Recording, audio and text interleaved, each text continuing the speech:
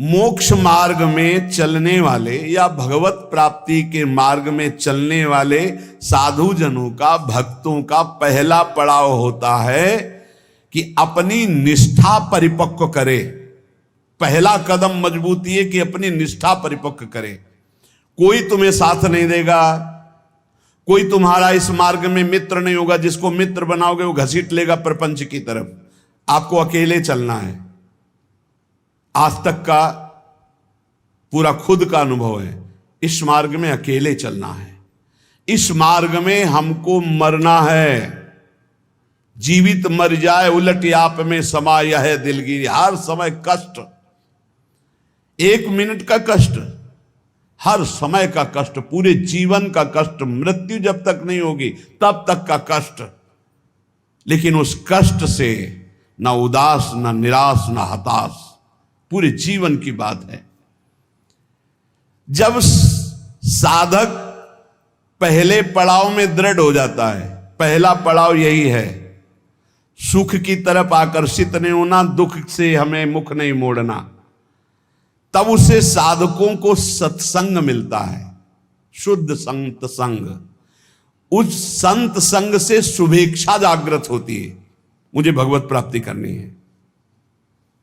पहला पड़ाव तुम्हें सुख घसीटेगा, कदम नहीं बढ़ा देना सांसारिक सुख की तरफ। दुख तुम्हें भयावह लगेगा, कदम उसी की तरफ बढ़ाना। यह है भगवत प्राप्ति के मार्ग का पहले साधक का कदम। पकड़ो, सुख घसीटेगा, सुविधाएं घसीटेंगी, सुख सुविधा की तरफ कदम नहीं बढ़ाना। दुख घसीटेगा, भयावह दिखाई देगा, चलो दुख की तरफ चलो। और जिसने दुख की तरफ कदम बढ़ा दिया भगवत मार्ग में, वो महासुख को प्राप्त हुआ। दूसरा उसको क्या संत संग मिलता है, विशुद्ध संत संग। उससे शुभेच्छा जागृत होती, अशुभ कर्मों का त्याग और भगवत प्राप्ति की प्रबल इच्छा। ऐसे पुरुष को प्रापंचिक रिश्ते नातेदारों से बैठकर बात करना, ये सब कुछ अच्छा नहीं लगता। पहला पड़ाव भोगों की सुविधा मिलेगी उसकी तरफ से ना बोलना है। दुख है परमार्थ में, ये दिखाई दे रहा है आपको, लेकिन दुख नहीं, महासुख है। जैसे संसार में सुख है ये दिखाई दे रहा है, लेकिन ये भगवान कह रहे हैं दुखालय है, इधर सुख नहीं है। परमार्थ में दुख दिखाई दे रहा है, लेकिन इधर महासुख है, इधर कदम बढ़ाओ परमार्थ की तरफ। दूसरा, जे ही कदम बढ़ाओगे तो सच्चे संतों का संग मिल जाएगा, पहचान, शुभेच्छा जागृत हो जाएगी। पापाचरणों का त्याग और भगवत मिलन की, शुभ कर्मों की अंदर प्रबल इच्छा जागृत होगी। तीसरा, उसे बद्ध पुरुषों का संग अच्छा नहीं लगेगा। ये रिश्तेदार, नातेदार, सांसारिक भोगों में फंसे हुए लोग, ये अच्छा नहीं लगेगा। भले वो संसार के बीच में रह रहा है, लेकिन उसको इनसे प्रपंच की बातें करना, संसार के लोगों की रिश्ते नाते की बातें, ये अच्छा नहीं लगता। आंतरिक जब मन का आकर्षण भोगों की तरफ होता है, उस भोगों से मन को जलाते हुए परमार्थ की तरफ चलना है। क्या जाने संसारी पुरुष, इनको तो जब जो इच्छा हुई सो भोग लिया, ये क्या जाने चढ़ाई को, ये तो खिसकते हुए गए नरक की तरफ। और वो जब साधक संभल कर चलता है तब इनको लगता है नहीं नहीं, परमार्थ में इतनी ऊंचाई पर नहीं, भ्रष्ट करने के लिए वो उपदेश देते। तो बद्ध पुरुषों का संग ऐसे साधकों को अच्छा नहीं लगता। उसको अच्छा लगता है भगवत प्रेमी महात्माओं का संग, भगवत मार्ग की चर्चा करने वाले, कैसे हम माया पर विजय प्राप्त करें, कैसे भगवान से अनुराग प्राप्त करें। सजाती संतों का संग अच्छा लगने लगता है, और उसमें संतों के प्रति जो भाव आया उससे सद्गुणों की वृत्ति बढ़ने लगती है।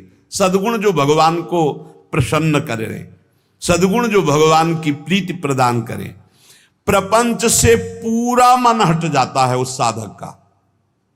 चौथी स्थिति आई, प्रपंच से पूरा मन हट जाता, बिल्कुल अच्छा नहीं लगता। जैसे स्वप्न झूठा, ऐसे संसार झूठा दिखाई देने लगता है। उमा कहूं मैं अनुभव अपना, सत हरि भजन जगत सब सपना। तब उसका हृदय बहुत ध्यान देने योग्य, भगवान अपनी तरफ घसीटने लगते हैं। इतनी स्थिति के बाद ये संयोग वही बनाते हैं।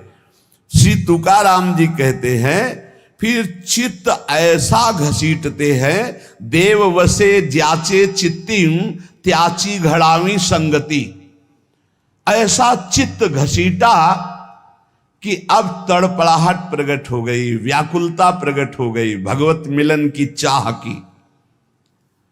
फिर भगवान सिद्ध सदगुरुदेव की समर्पण वृत्ति करवाते हैं।